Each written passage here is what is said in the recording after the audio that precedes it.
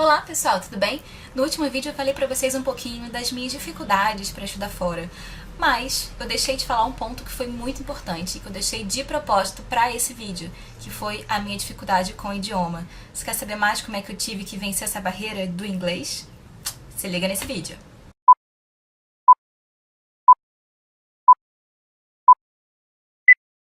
Sabe esses cursinhos tradicionais de inglês que todo mundo faz enquanto está no colégio? Pois é, eu não fiz. Quando os meus pais permitiram que eu fizesse escolhas, eu escolhi fazer cursos de desenho e dança ao invés de inglês. No colégio eu até pude escolher uma língua estrangeira, e entre inglês e espanhol, eu escolhi espanhol, exatamente. Shakira, Shakira. Quando eu me tornei pré-adolescente, assim, com uns 12, 13 anos, eu comecei a perceber que o inglês ia fazer falta na minha vida profissional, especialmente. E eu comecei a perceber que fazia falta ter um inglês também para entender as letras dos Backstreet Boys e das Spice Girls. Naquela época eram assim, meus amores, tinham um quarto cheio de pôster e eu não entendia nada das músicas. Então eu vi que eu precisava realmente estudar inglês e procurar um curso legal para fazer. Só que naquele momento os meus pais não tinham condição de pagar para mim um curso realmente bom de inglês, aqueles mais tradicionais e tal. Então eu comecei uma verdadeira peregrinação por vários cursos populares. E eu não me adaptei. Era muito complicado, assim. Os professores mudavam toda hora. A carga horária era muito pequena, às vezes era 1 hora por semana. A turma também ia mudando sempre, então não dava pra criar um vínculo, sabe? Era fraco e eu não conseguia me engajar, e aí isso foi me frustrando e não rolou. Quando eu cresci um pouquinho mais, a internet também cresceu um pouquinho mais. Era mais fácil acesso, já não precisava de internet de escada, que quem viveu sabe que era problemático. E aí eu comecei a fazer uns cursos online, muito autodidata mesmo. Comecei a estudar, procurar todos os cursos que vocês possam imaginar, eu tentei fazer. Mas eu também não me adaptei a eles. E não foi por falta de esforço ou porque eu não tinha uma disciplina para estudar sozinha, porque eu realmente sempre fui muito disciplinada para isso. Nunca precisei de alguém do meu lado dizendo que eu precisava estudar. E eu tinha de verdade um interesse genuíno em aprender a língua. Mas os cursos online que eu fazia, eles eram muito voltados para vocabulário, sabe? Então era muita repetição, repetição, e eu não entendia bem como é que a regra entrava ali, como é que funcionava a base da gramática. Quase não tinha nada sobre interpretação de texto, e as coisas ficavam muito soltas, sabe? Eu não via muito sentido na língua. E aí, se eu não vejo sentido, eu não aprendo, assim, coisa minha. Não rolou também. Eu lembro ainda um outro trauma que eu tive, porque como eu sempre quis muito estudar fora, eu ia sempre para essas feiras de intercâmbio, sabe, que rolavam.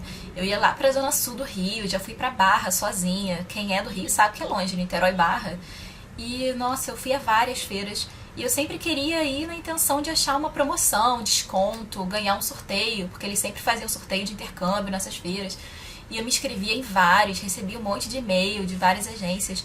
Só que todas as vezes que eu ia conversar com os vendedores, assim, com os atendentes dos estandes dos intercâmbios e tal, das agências, eu ficava paralisada, porque a maioria deles colocavam pessoas nativas, né, pra falar e tal, até mesmo pra poder explicar a importância daquele idioma.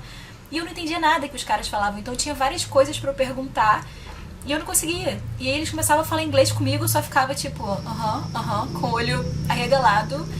E eu ia embora muito triste, assim, porque o tempo tava passando e eu tava sentindo que eu tava ficando muito atrás, sabe? Porque muita gente, assim, próxima já tava super fluente no inglês, já tinha formado, já tinha certificado de inglês e eu, cara, não sabia nada, não sabia nada.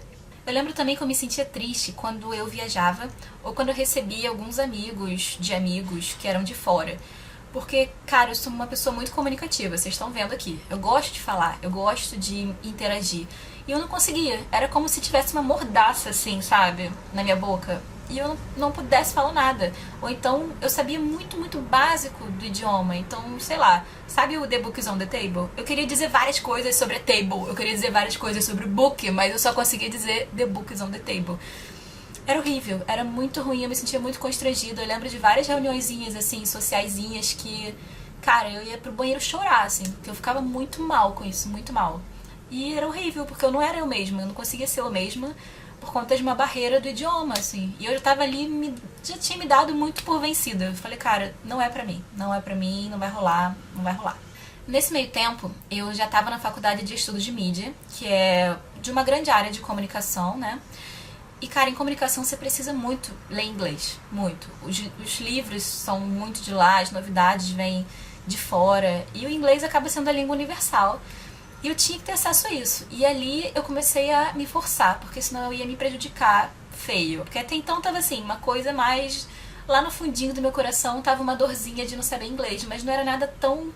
uma dificuldade tão prática na minha vida. Mas agora na faculdade tava começando a ser, porque isso ia refletir nas minhas notas, nos meus trabalhos. E eu sou muito nerd pra isso, sabe? Eu não ia aguentar tirar uma nota baixa porque eu não tava sabendo ler direito aquele texto. E aí no começo eu tive muitas ajudas dos amigos, ex-namorados, me ajudavam a entender melhor. Até que eu vi que eu não podia mais ficar dependendo também dos outros. Eu tinha que meter mais a cara, sabe? Eu tinha que rever aquela minha barreira e parar de ficar desviando, porque eu senti que era isso que estava acontecendo. Sempre que tinha alguma coisa com inglês na frente, eu desviava, assim, de cabeça baixa, triste, pô, que droga que eu não sei aquele idioma. Mas eu desviava, eu não tava mais batendo de frente, sabe? Porque era chato pra mim, era triste, eu achava que eu nunca ia aprender aquilo, achava que eu tinha algum neurônio a menos ali que não ia fazer funcionar. E eu comecei a parar de enfrentar mesmo. E aí quando eu me percebi precisando ler os textos, pelo menos, aí a coisa ficou mais séria pra mim. Aí eu comecei a estudar mesmo, assim. Eu não ficava feliz enquanto eu não entendesse o texto inteiro que estava em inglês. E isso piorou, né? Na verdade, melhorou. Quando eu estava no mestrado, porque a carga de leitura era muito maior. A complexidade dos textos era muito maior. E era tudo em inglês. E eu tive que ralar ali a cara naqueles livros até aprender. E aí quando eu acabei mestrado, eu já estava assim, lendo bem inglês. Mas ainda estava difícil para mim escrever e falar, mas menos doloroso, digamos assim. E quando eu aproveitei esse embalo de que eu já estava ali no inglês, eu já estava ali com ele, eu vi que eu podia entender, assim, com muito, muito esforço, mas eu podia entender alguma coisa, eu resolvi pegar toda aquela minha frustração enorme do inglês e falar, tá ok, eu vou usar isso ao meu favor. Vou transformar toda essa minha frustração em motivação e vou conseguir aprender essa bagaça de qualquer maneira.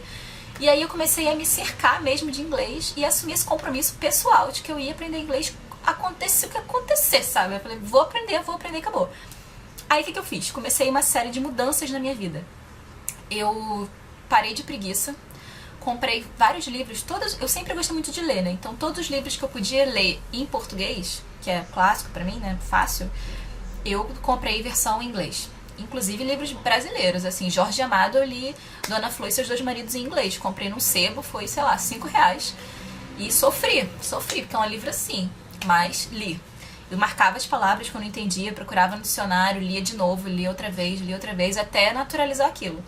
Comecei a botar legenda em inglês nos filmes que eu tava assistindo, todas as minhas séries, Netflix da vida, tudo eu botava com a legenda em inglês, porque eu ainda não tinha o suficiente pra assistir sem legenda nenhuma. E se eu fizesse isso também naquele momento, ia ser muito frustrante, porque eu ia sentir que eu realmente não sabia nada. E aí comecei a botar com legenda em inglês, foi melhorando. Comecei a ouvir muita música internacional, que nunca foi muito meu estilo, eu gosto mais de MPB, música nacional e tal. Botei música em inglês. Comecei a buscar as letras da música e não ficar mais satisfeita em cantar as músicas erradas, igual eu fazia, sabe? Tipo, várias letras inventadas em inglês. E aí quando eu realmente vi que o idioma não era aquele bicho de 7 cabeças e que sim, eu era capaz de me esforçar um pouco mais e de ir lá à luta um pouquinho mais, sabe? De fazer um pouquinho a mais a cada dia pra poder aprender mais o idioma, eu vi que tava na hora de eu expandir mais a minha mente também.